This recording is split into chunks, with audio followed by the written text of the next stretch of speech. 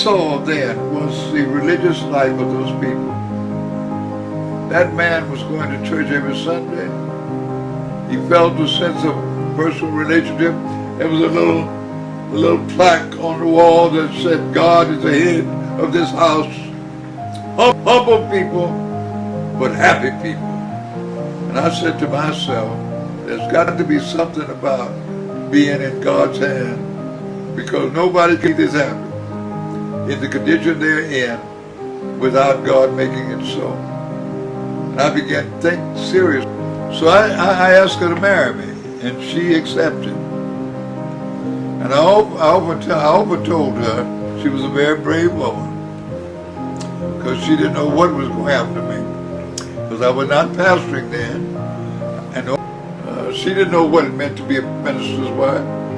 They were calling on her to do things that she wasn't quite ready to do, because she didn't altogether know what was expected of her as a minister's wife. I was new. I was meeting new experiences.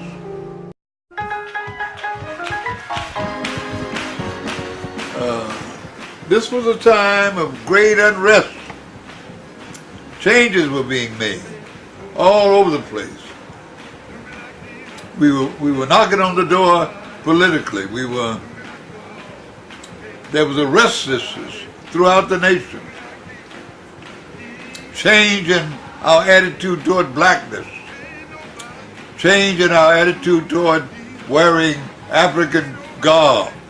All of this was taking place. And therefore it was a tremendous period in which to be a pastor. When we began to say black is beautiful, began to talk about black dignity. Before that time, anybody called us black, we were ready to fight. Led me on to other areas. We organized a credit union.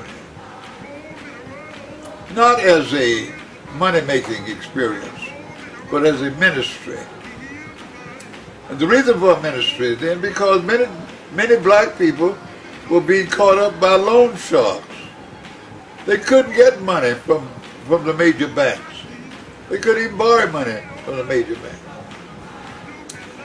They got caught up. We had to provide a way for them. And credit unions was one of the ways.